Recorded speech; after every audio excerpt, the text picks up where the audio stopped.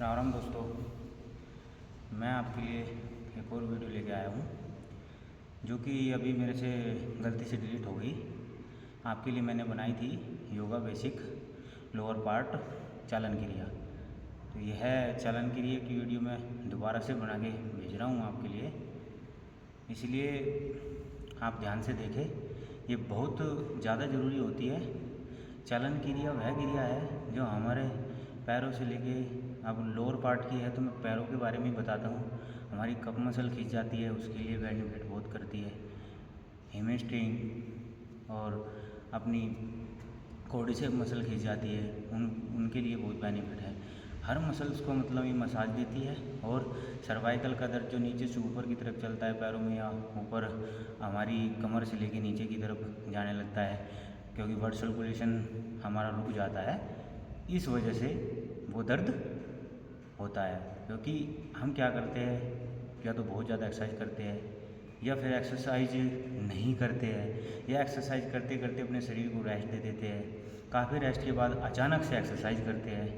जब अचानक से एक्सरसाइज करते हैं तो क्या होता है कि हमारी मसल्स सिकुड़ जाती है, और अचानक से जब हम एक्सरसाइज करेंगे तो क्या है, मसल्स खुलती है लेकिन वो उतना स्ट्रेच नहीं कर पाती जितना कि स्ट्रेच हम उसे कर देते हैं।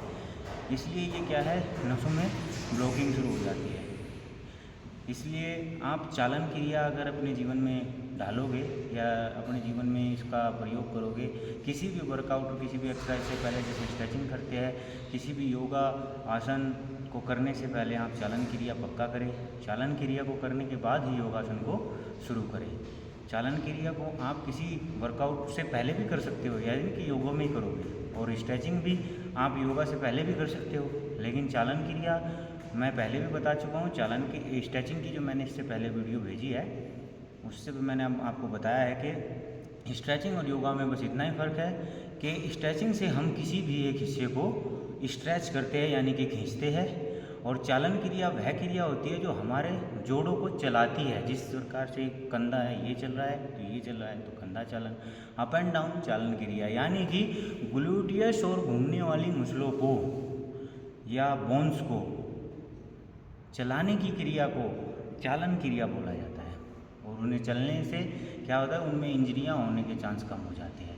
इसीलिए आप ध्यान से देखें, बहुत ज़्यादा इम्पोर्टेंट होती है। सर्वाइकल आजकल सबसे ज़्यादा आजकल सबसे ज़्यादा चल रहा है। सर्वाइकल गर्दन में चलता है, अपर पार्ट की देख सकते हो आप, और लोअर पार्ट में चलता है चलता हुआ दर्द, साइटिका का दर्द बोलते हैं जिसको, आजकल सबसे ज़्यादा है साइटिका। तो आप अगर इन एक्सरसाइजों को करोगे तो साइटिका आपको बिल्कुल नहीं होगा। आप ध्यान से देखें,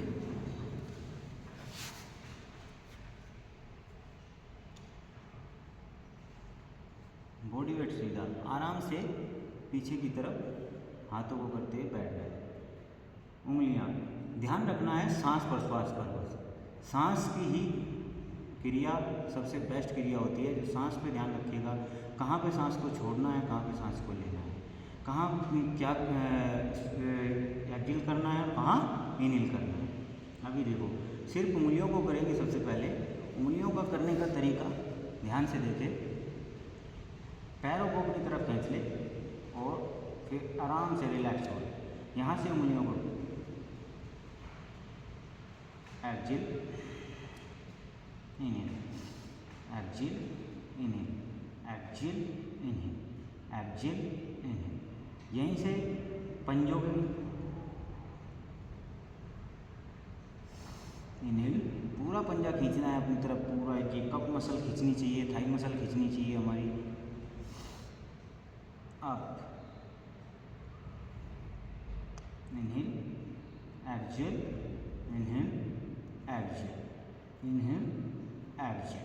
अभी यहीं से सिंगल पैर का पंजा, एक पंजा अपनी तरफ खींचना है और एक पंजा जमीन की तरफ। कैसे? ये दोबारा ये नॉर्मल सांस को चलने देना है, क्योंकि ये अप एंड डाउन हो रहा है दोनों पैर, ठीक है। और यहीं से दोनों पैरों को मिला ले। अभी क्या करना है, घुमाना है पैर ऐसे। तो जब जमीन की तरफ पंजा खींचता है तो एक्सहेल करते हैं, और जो ऊपर आता है तो इनहेल करते हैं। अभी 3 बार बाएं से,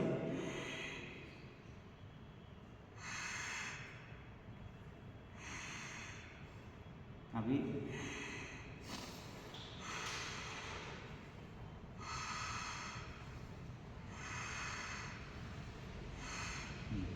यहाँ पे पंजे की और मोरे की क्रिया खत्म होती है। यहीं से अभी हम बाएं पैर को धीरे धीरे फोल्ड करेंगे और मेरुदंड को सीधा करेंगे। ये कोई नहीं करेगा, मेरुदंड ध्यान रखें, मेरुदंड बिल्कुल सीधा होगा।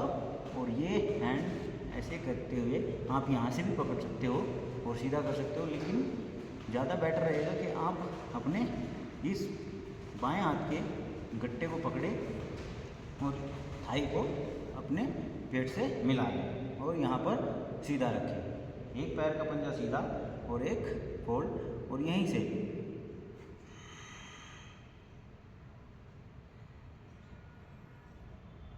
इनहेल, एक्सहेल, घुटना चलन क्रिया।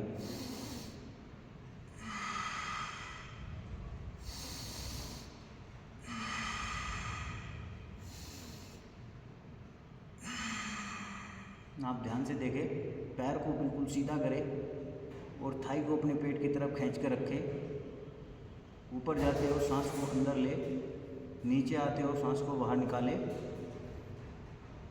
यह है घुटना चालन क्रिया। इससे आपके घुटनों की कटकट, घुटनों में दर्द, ये सब धीरे धीरे अगर आप डेली करोगे तो ये ख़त्म हो जाएगा। अदर साइड दूसरा पैर, यहीं से बिल्कुल सीधा बैठे। ये 1 2, ध्यान रहे किसी से अगर ये पूरा पैर ऐसे सीधा नहीं होता तो कोशिश ये ना करें कि ऐसे होके सीधा करें ना, ये सीधा ही रहेगा जहाँ तक ये जाता है। आज यहाँ जा रहा है तो कल यहाँ भी जाएगा, ये ऐसे ही रखना है, यहीं जाने दो, फिर ऐसे। ओके, चालन क्रिया ये one of the best exercise है हमारे शरीर की हर इंजरियों से दूर रखने के लिए। ध्यान से देखिए। अभी यहीं से आप अगर दूसरी एक्सरसाइज, इस पैर को यहीं से लेट जाना है होल्ड करते हुए, और ये आप लेट जाना है। आप लेट जाओगे तो इसके बाद आपको बाएं पैर को ऊपर लाना है। यहाँ पर इनहेल होगा, exhale, inhale, exhale, inhale, exhale, गोल घुमाना है। दूसरा पैर,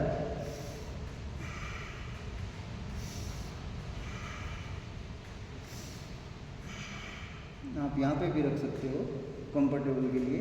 ये पर ध्यान दे, पैर को सीधा ले। अभी यहीं से दूसरा, अभी क्लॉकवाइज एंटी क्लॉकवाइज। अब यहाँ से इनहेल करना है, एक्सहेल, एक्सहेल, इनहेल, एक्सहेल। अभी यहीं से दूसरा पैर, इनहेल, एक्सहेल, इनहेल, एक्सहेल, पंजा खींचा हुआ ऐसे ये। हाँ, अभी दूसरी एक्सरसाइज, यहीं से पैर घुटने को फोल्ड करें और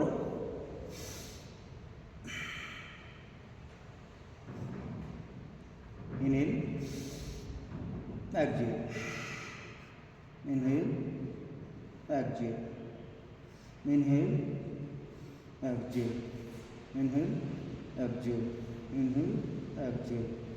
ये आपकी डिस्क प्रॉब्लम ये होने से रोकती है अगर हम इसे रेगुलर करते हैं तो। ये इसी में भी क्लॉकवाइज और एंटी क्लॉकवाइज होता है। अब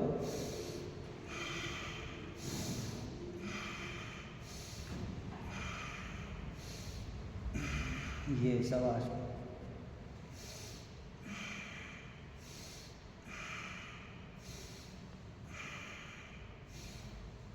ये एंटी क्लॉकवाइज, क्लॉकवाइज।